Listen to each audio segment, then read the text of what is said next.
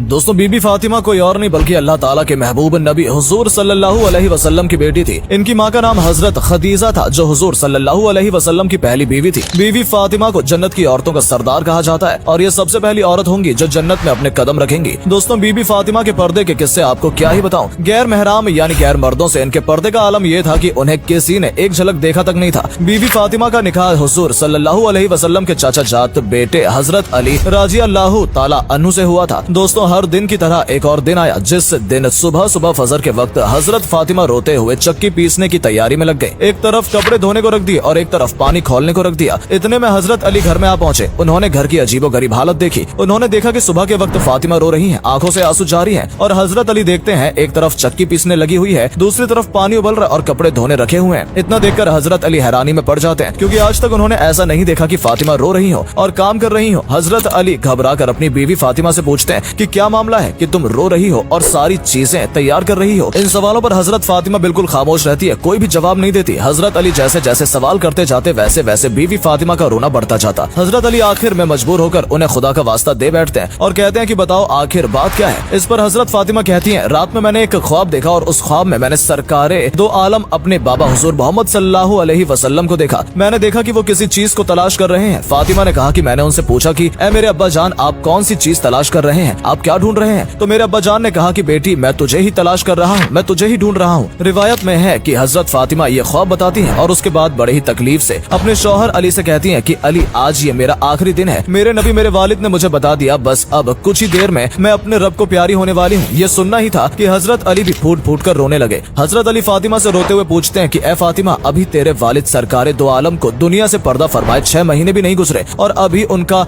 गम ही सीने पर भारी है। तू ही बता कि तेरे जाने का बोझ मैं कैसे उठाऊंगा, मैं कैसे बर्दाश्त कर पाऊंगा तेरा गम। हजरत फातिमा ने कहा कि ए अली जैसे तुमने वालिद हजरत मोहम्मद सल्लल्लाहु अलैहि वसल्लम की वफात पे सब्र कर लिया था बस वैसे ही मेरे भी रुखसत होने पर खुद पे काबू कर लेना, वैसे ही सब्र कर लेना। दोस्तों इसके बाद धीरे धीरे हजरत फातिमा की तबीयत और बिगड़ने लगी, उन्हें बुखार चढ़ने लगा। वो चक्की पीस रही थी तो हजरत अली ने उनका हाथ पकड़ लिया और कहा कि बस करो आज तुम्हारा आखिरी दिन है, तुम हम सबको छोड़कर दुनिया से पर्दा करने वाली हो। ये चक्की पीसने, ये कपड़ा धोने, ये पानी गर्म करना, ये सब तकलीफ क्यों उठा रही हो। इस पे फातिमा रोने लगती है और कहती है कि मुझे तुम्हारा भी हक अदा करना है और मुझे मेरे बेटे हसन और हुसैन का भी हक अदा करना है। मैं दुनिया से चली जाऊंगी तो मैं चाहती हूँ कि मैं अपने आखिरी काम करते जाऊँ, मैं चक्की पीस कर जाऊँ, कपड़े धुल कर जाऊँ, अपने बच्चों को नहला कर जाऊँ ताकि मेरे इंतकाल के बाद तुम्हें किसी के सामने हाथ न फैलाने पड़े। रियावत में है कि हजरत अली फातिमा को खड़ा करते हैं और दोनों रो रहे होते हैं। इतने में दोनों बच्चे हसन और हुसैन आ जाते हैं। मेरे दोस्तों जरा सोचो उस माँ बाप पर क्या गुजर रही होगी जैसे इस बात का पहले से पता है कि ये उसके सामने उसके बच्चे की आखिरी झलक है। अब आज के बाद वो अपने बच्चों को दोबारा न देख सकेगी। हजरत फातिमा अपने दोनों बच्चों को सीने से लगा लेती है। हजरत अली को रोता देख, हजरत फातिमा को रोता देख उन दोनों बच्चों को रहा नहीं गया और वो भी रोने लगे। रोते हुए दोनों बच्चों ने अपनी माँ से पूछा कि आप क्यों रो रही हैं। अपने अब्बा को रोता देख उनसे भी पूछा कि आप क्यों रो रहे हैं। अली ने कोई जवाब नहीं दिया, फातिमा ने भी कोई जवाब नहीं दिया। बस फातिमा ने अपने दोनों बच्चों को इशारा किया कि तुम दोनों मेरे वालिद अपने नाना हुजूर मोहम्मद सल्लल्लाहु अलैहि वसल्लम के कब्र पर ले जाओ। ये सुनते ही फौरन दोनों बच्चों ने माँ की बातों का मान रखा और कब्र पे चले गए। दोस्तों जैसे ही वो मासूम और हकीकत से अनजान बच्चे अपनी माँ को छोड़कर कब्र पे पहुँचे, जैसे ही कब्र पे जाकर खड़े हुए कब्र के अंदर से मेरे नबी की आवाज उनके कानों में पड़ गई। नबी ने कहा कि ऐ मेरे नवासों तुम अपनी माँ के पास चले जाओ, मेरे पास तो तुम बाद में भी आ सकते हो लेकिन आज आखिरी दिन है, इसके बाद तुम्हें अपनी माँ का चेहरा नजर नहीं आएगा। ये सुनना ही था कि दोनों मासूम बच्चे रोते हुए दौड़ते दौड़ते घर पर आ पहुँचे और देखा कि माँ भी रो रही है, बाप भी रो रहा है तो सीधे आकर माँ को गले लगा लेते हैं। धीरे धीरे वक्त गुजरकर शाम को आ पहुंचा। हजरत फातिमा का बुखार और बढ़ जाता और अब उन्हें एहसास होने लगा था कि अब उनका वक्त बिल्कुल करीब है। हजरत फातिमा का बुखार अपने जोर पर था, बिस्तर पर लेटी हुई थी। तब वो अपने शौहर हजरत अली राजी अल्लाह ताला अन्हु को करीब में बैठाती हैं और कहती हैं कि मैं 3 बातें तुम्हारे सामने रखती हूँ। पहली बात वो हजरत अली से कहती हैं कि मुझे मालूम नहीं कि तुम्हारे निकाह में आने के बाद मेरी वजह से तुम्हें कितनी तकलीफें हुई हैं, तुम्हें कितनी ही मुश्किलों का सामना करना पड़ा होगा। वो अपने शौहर से दरख्वास्त करती हैं कि अल्लाह के वास्ते मुझे मेरी वफात से पहले माफ कर दे ताकि कयामत के वक्त मुझे मेरे नबी के सामने रुस्वा न होना पड़े, मुझे मेरे वालिद के सामने जलील न होना पड़े। इस पर अली की चीखें निकली और रोते हुए फातिमा के सर पे हाथ फेरा कि तू गम मत कर, तू नबी की बेटी है और माफी तो मुझे मांगनी चाहिए कि मैं तेरा हक अदा नहीं कर सका। अली एक लंबी सांस लेते हैं और फिर कहते हैं कि मुझे मालूम है कि जब से तुम मेरे निकाह में आई हो तुम्हें 2 वक्त की रोटी भी नसीब नहीं हुई है। इतने में हजरत फातिमा अपनी दूसरी बात बोल पड़ती है कि ऐ मेरे शौहर मेरे बाद तुम्हें जिस भी औरत से निकाह करना हो कर लेना। उसके बाद अपने प्यारे बच्चों की तरफ निगाह करके कहती है कि अली चाहे जिससे निकाह करना लेकिन एक रात मेरे बच्चों के साथ भी गुजारना क्योंकि ये अभी बहुत छोटे और मासूम हैं, ये अपना अच्छा बुरा वक्त नहीं समझ सकते। जब ये बालिग हो जाए तो उन्हें अल्लाह के हवाले कर देना। अब तीसरी बात दोस्तों बीबी फातिमा की ये थी कि हजरत फातिमा फरमाती हैं, ऐ मेरे शौहर अली, जब मेरा इंतकाल हो जाए तो किसी को न बुलाना। इस बात पे हजरत अली हैरान होकर पूछने लगते हैं कि फातिमा आखिर ऐसा क्यों, मैं नबी की बेटी के जनाजे में आखिर क्यों किसी को न बुलाऊं। तब हजरत फातिमा रोने लगती हैं और कहती हैं कि मेरे नबी ने मुझसे कहा था कि बेटी पर्दे में रहना, मैंने अपने वालिद की बात को पूरा कर लिया, पूरी जिंदगी में किसी मर्द ने मेरे बदन को नहीं देखा, और अली मैं चाहती हूँ कि मेरे मरने के बाद कोई मेरे बदन को ना देखे। इसके बाद जहरा फातिमा ने बस कुछ आखिरी अल्फाज अपनी जबान से बयान किए। उन्होंने कहा कि ए अली, आज मैंने रोजा रखा है। तो हजरत अली ने जब वजह पूछी तो फातिमा ने फरमाया कि मेरे वालिद और अल्लाह के नबी ने ख्वाब में मुझसे कहा था कि बेटी सहरी अली के दस्तरखान पे कर लेना और इंशाअल्लाह इफ्तार यहाँ मेरे दस्तरखान पर होगा। बस ये जुमला कहते ही कलमा पढ़ते हुए हजरत जहरा फातिमा जन्नत की औरतों की सरदार दुनिया से पर्दा कर लेती है। जैसे कि फातिमा ने कहा था कि रात में मेरा जनाजा उठेगा ताकि किसी को पता न चले, तो हजरत अली अपने बेटों के साथ और हजरत अबूजर दिफारी रजी अल्लाह ताला अन्हु के कंधा दिया। ये हजरत अबूजर वो था जिसे अल्लाह ने खासकर कंधा देने के लिए भेजा था। दोस्तों, हजरत फातिमा के आखिरी पल हम सबके लिए सबक था। दोस्तों, जब फातिमा को कब्र के अंदर उतारा जाने लगा तो हजरत अबूजार से हसन, हुसैन और